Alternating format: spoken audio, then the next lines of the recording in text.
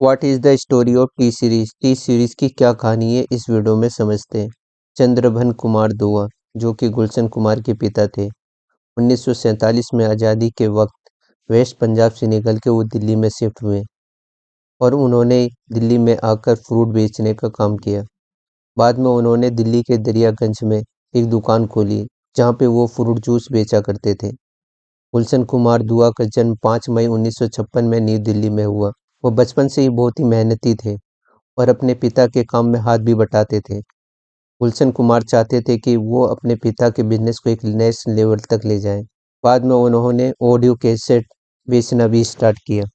11 जुलाई 1983 में गुलशन कुमार ने super cassette industry private limited को फाउंड किया, जो कि एक म्यूजिक कंपनी थी।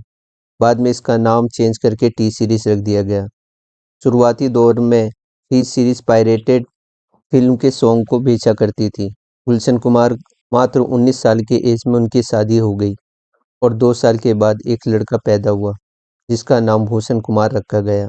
टी सीरीज इंडिया का लार्जेस्ट म्यूजिक रिकॉर्ड लेवल है। 2014 की बात करें तो उनके पास 35% मार्केट शेयर था और वही अब की बात करें तो 70 से 80% मार्केट शेयर को कैप्चर कर रखा है टी सीरीज ने। 12 अगस्त 1997 में गुलशन कुमार को गोली मार के हत्या कर दी गई, जब वो मात्र 41 साल के ही थे, और इसमें कहा जाता है कि डी कंपनी का हाथ था।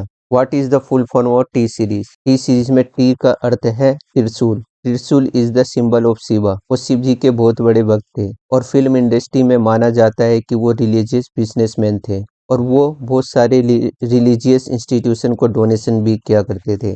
How did famous tea Series? T series इतना फेमस कैसे हुआ? बात है 1990 की, जब एक मूवी निकली जिसका नाम था आशिकी।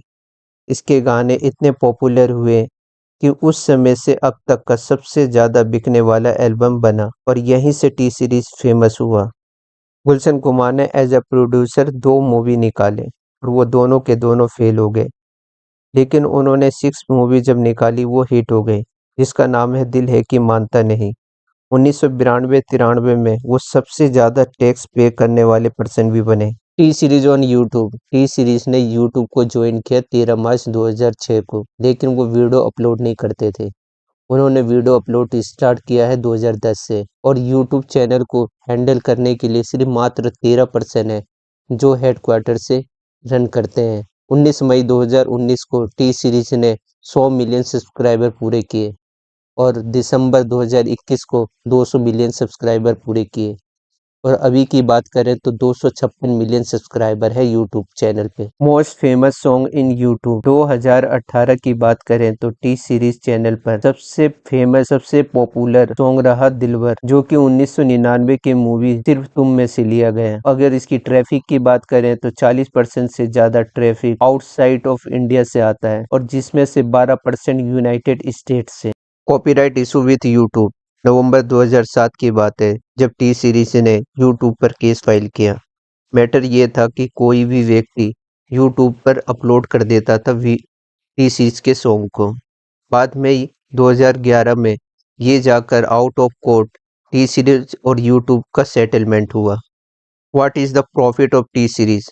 टी सीरीज की प्रॉफिट की बात करें तो मंथली इनकम इनकी है 40 करोड़ रुपए। Who is the owner of T series YouTube channel?